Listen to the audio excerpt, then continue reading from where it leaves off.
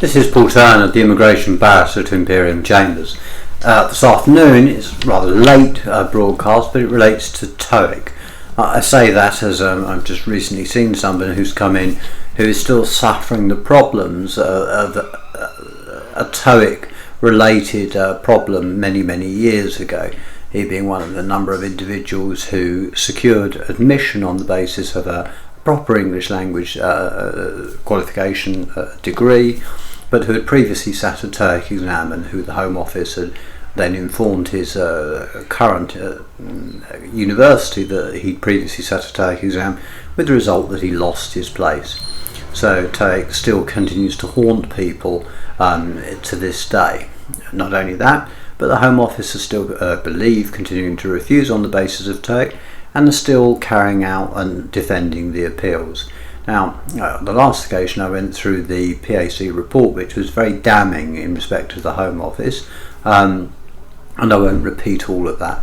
What I did say is that I was going to give a short report really on what the basis of or how I would run an appeal, and if you've got lawyers then obviously they'll run it probably as they see fit, but this is what I would do if I was faced with a Toeic refusal. I would look at it on the basis that there are two parts to winning the appeal, or three parts really. The first part is establishing that the person speaks English properly. And the second part is trying to knock holes in the Home Office's evidence, which has become progressively easier.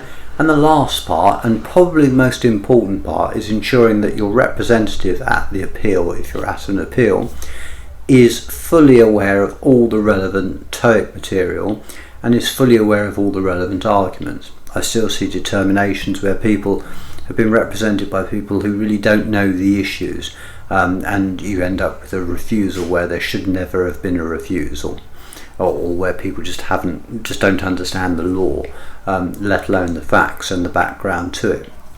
So starting off with the first part. First part I've talked about before. Now, the key thing that I find that really helps in these positions is to be able to demonstrate that the individual spoke English prior to taking the Toeic examination. Now, there are a number of ways of doing that. Obviously, the person's entered probably as a Tier 4 student, unless it's one of the very old cases where they entered as a visit visa and then they managed to switch. But these cases tend to be the minority and not the majority now. So the starting point is, if they entered as a Tier 4 migrant, they would have had to pass some sort of English language test, whether it was an interview or whether they produced certificates for the first college. So I would get that. I would also ask the individual what level of English did they study in their home country, and I would get the certificates. These can go back to the GCSE certificates or O-level or A-level type certificates back in the foreign country. And surprisingly, this is what I found during one appeal, UK NARIC, which I thought was limited to doing degrees, can also verify in certain cases, if the school was a good school, the qualification and its equivalent English school qualification. So I would go back and I would ask the client to produce, or if you are the client, to get all the evidence of any English language test you sat from the age of about 5 or 6 in some cases, often it's 16 or 18. If the person's done a degree in English in another country, then that's highly relevant.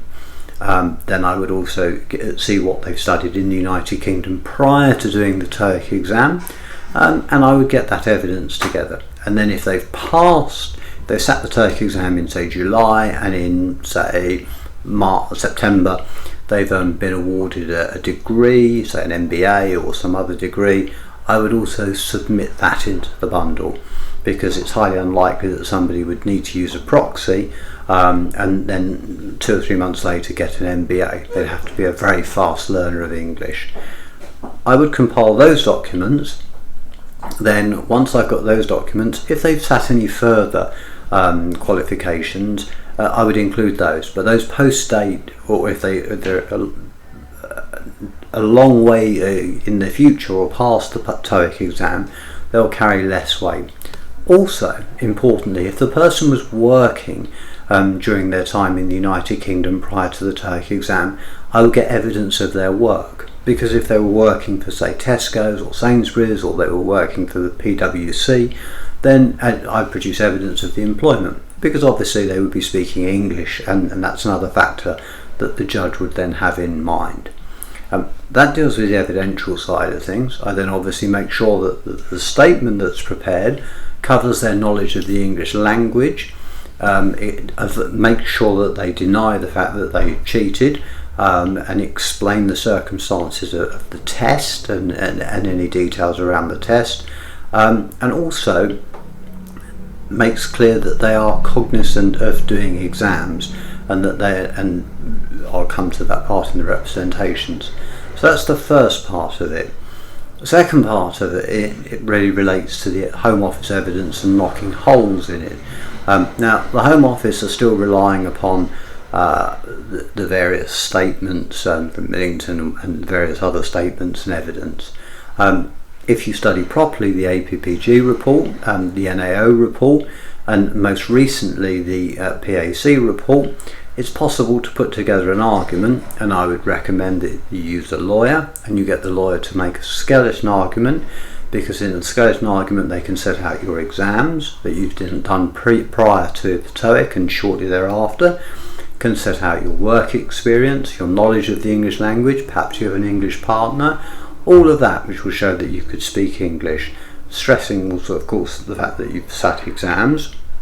Then in the skeleton argument, the relevant law is fairly straightforward. The Secretary of State will say, well, Toeic shifts the burden to the applicant or the appellant to prove that they haven't cheated, and there I would then quote large chunks of the APPG, the NAO and the PAC report to highlight the fact that the Home Office's own evidence is inherently unreliable, such as the fact that the PAC even went as far as to saying that the Home Office should provide evidence that they weren't aware that there was some dodgy dealings in ETS, and highlight the fact that the ETS BV paid the government 1.6 million in an out-of-court settlement, which doesn't really bode well for the Secretary of State's argument.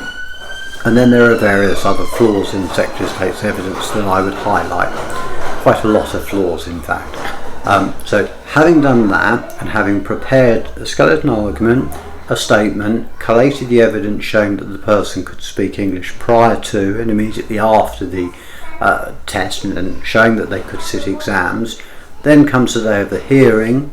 I would always make sure that the individual gives evidence in English and doesn't try to give evidence in another language with an interpreter, because that's almost certainly fatal to an application, especially if the individual has a master's degree that they've acquired in the United Kingdom, because the Home Office are likely to say, well, did you need an interpreter for the master's degree, to which the individual will probably answer no, and they'll say, well, why do you need an interpreter today, which is some 4 or 5 years after you've passed, or 7 years after you've passed the Toeic exam. So it's vital that the person gives their evidence in English. It's fair to say that their English might have become a little bit rusty over the last 5 years if they've not been able to work and they've been compelled to live within their own community, and they haven't been practicing English as much as possible. To that extent, and this goes to the appellants and also to the representatives, if anybody has an appeal or has a refusal, I would always recommend that the person make sure that when they are able to speak to the judge, that they can speak to the judge clearly. In my experience, if one presents the case in that way and presents it clearly in that way, such as there's a proven track record in speaking English, at the time of taking the test there was no reason for them to cheat, that they could pass exams, and the Home Office evidence isn't very good, then the case stands a very good prospect of success. The last thing I'll touch upon is that if the Home Office seek to use as a trump card the Operation Facade report, I would mention that of all the Operation Facade reports, they all seem to be dated around the 5th of May, it doesn't appear that any prosecutions have ever followed from that, and I would always ask at the beginning of the hearing if there's any more up-to-date evidence in relation to the Operation Facade report. My experience tells me that the Home Office will often say there isn't any more evidence, and I would invite the court to essentially disregard it on the basis that if an appellant relied on evidence that is so old that the court wouldn't have regard to it.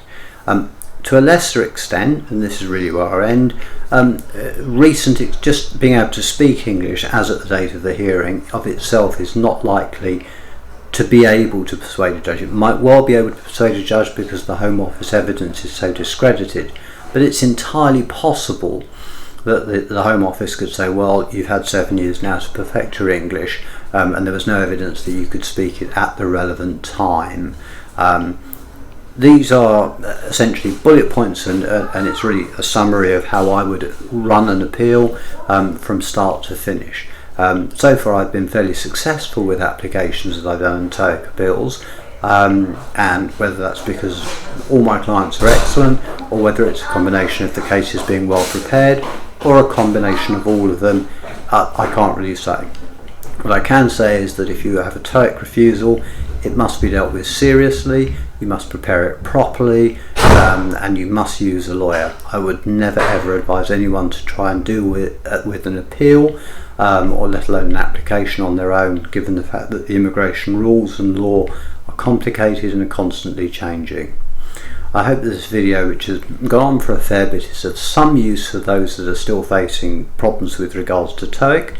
If you have any particular problems, please do not hesitate to contact me, Paul Turner, on 0207 242 3488, or clarks@imperiumchambers.co.uk, or at my site, The Immigration Barrister. Thank you very much for watching. This has been Paul Turner, the Immigration Barrister at Imperium Chambers.